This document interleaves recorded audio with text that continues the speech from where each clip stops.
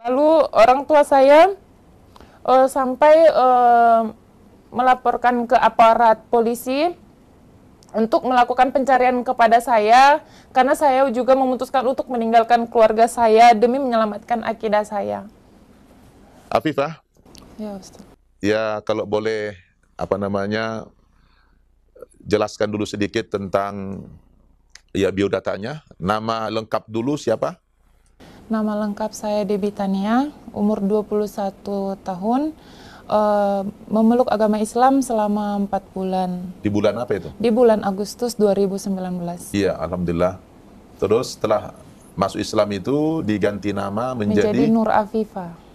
kalau boleh tahu, Nur Afifah dulu 4 bulan yang lalu masuk Islam di mana? Di Masjid Abdullah bin Umar, Di di Sabungan Jaya, Sumatera Utara. di Sumatera Utara. Oke, alhamdulillah. Baik, berapa orang bersaudara? 3 bersaudara.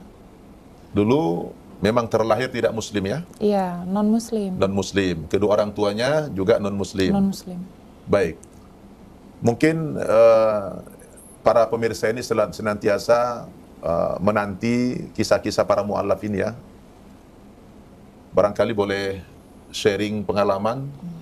Bagaimana ceritanya dulu Afifah bisa mendapatkan hidayah dari Allah Subhanahu wa taala? Bismillahirrahmanirrahim. Di sini saya ingin berbagi pengalaman, cerita. Insya Allah semoga cerita saya berarti, bermakna buat seluruh umat manusia. Gitu. Khususnya pemirsa Khususnya An-Nabat TV ya? pemirsa An-Nabat TV. Iya.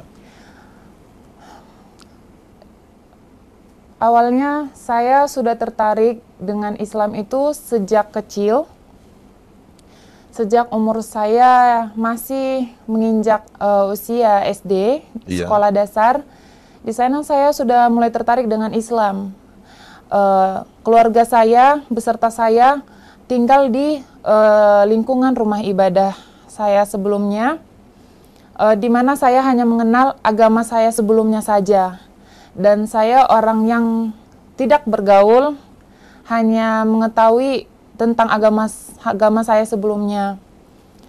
Tetapi ketika saya di SD, saya memiliki banyak teman di wilayah saya yang mayoritas Muslim. Di sana saya mulai tertarik, apa sih itu Islam, begitu. Di sana saya semakin tertarik mempelajari, membaca-baca isi Quran. Kebetulan hobi saya juga membaca saat itu. Terjemahan ya? Terjemahannya. Dan saya membaca ada sedikit hampir persamaan dengan kitab saya sebelumnya. Dan saya bertanya-tanya mengapa begitu. Karena usia saya masih dini, saya tidak terlalu fokus untuk memikirkan hal itu. Begitu. Ketika saya beranjak remaja di SMA, saya mulai kembali berpikir mengenai ketentraman saya di agama saya sebelumnya. Saya berpikir, mengapa saya seperti ini, begitu. Apa yang saya cari, apa yang saya rasakan, apa yang kurang, gitu. Apapun selama hidup saya yang saya dapatkan itu selalu merasakan kekurangan, tidak ada ketenangan, begitu. Jadi saya semakin mencari tahu Islam itu dengan diam-diam dari keluarga saya. Di sana Dari keluarga, itu iya, keluarga ada yang muslim? tidak ada. Kakak ada, dia mualaf tapi tidak mendalamin agamanya. Oke. Ya. Jadi saya tidak bisa bertanya sama kakak karena dia masih tidak tahu sama sekali begitu. Jadi saya harus memang mencari sendiri dan bertanya dengan teman-teman saya. Beranjak ke perguruan tinggi, saya semakin mendalami dan semakin meyakinkan diri untuk memeluk agama Islam. Di perguruan tinggi, saya potong sedikit, di perguruan tinggi dulu kuliahnya apa? PGSD. Oh, jadi calon guru SD ya? Ya, Ustaz. Sudah sempat semester berapa? Semester 4. 4 ya. Baik, lanjut. Dan sebelum saya memeluk agama Islam, saya benar-benar berpikir hampir setiap malam saya menangis di dalam kamar. Entah hal apa yang membuat saya menangis, saya yakin hal yang membuat saya menangis itu karena keinginan saya untuk memeluk agama Islam itu belum dapat saya Wujudkan. capai, belum dapat saya wujudkan. Lalu orang tua dan keluarga saya selalu bingung mengapa wajah saya dan mata saya selalu sembab begitu. Keluarga saya berpikir mungkin remaja sekarang menangis itu hanya karena soal perasaan, hubungan maupun cinta. Dan saya menangis itu cinta kepada Allah karena belum bisa mewujudkan keinginan saya. Lalu saya menimbang dan memikirkan ke depannya keputusan saya ini. Karena ini bukan hal yang mudah untuk diputuskan, begitu. Saya memutuskan untuk memeluk agama Islam keesokan harinya. Malamnya saya berpikir, esok harinya saya memutuskan untuk memeluk agama Islam sehabis azhar. Di sana saya tidak memikirkan lagi tentang kuliah saya, tentang akibat dari saya memeluk agama Islam. Karena yang penting bagi saya itu akidah saya, perasaan saya bisa terwujudkan begitu. Saya masih menyembunyikan hal itu sekitar beberapa hari kepada keluarga saya, tapi pasti setiap hal yang disembunyikan itu akan ketahuan, dan akhirnya keluarga saya tahu.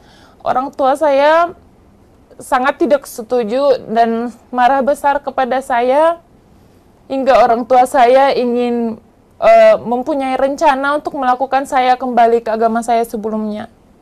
Di sana saya benar-benar berpikir keras untuk menyelamatkan akidah yang saya sudah putuskan itu.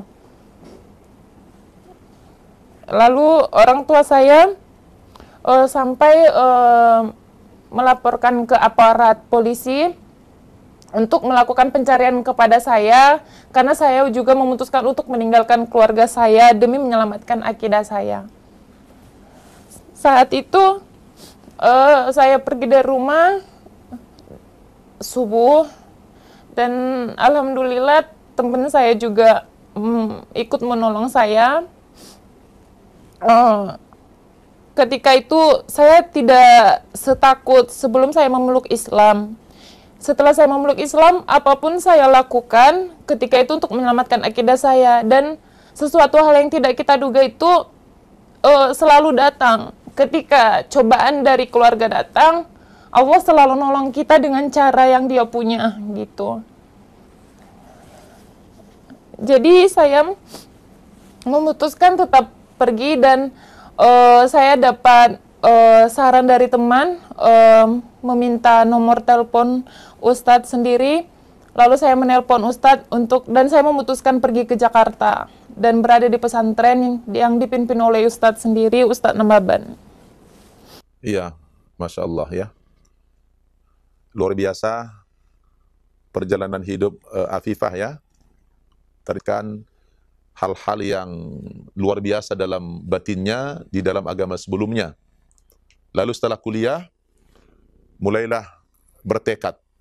Apapun ceritanya, saya harus memutuskan apa yang saya rencanakan. Kira-kira begitu. Pada akhirnya Afifah mengikrarkan 2 kalimat syahadat 4 bulan yang lalu.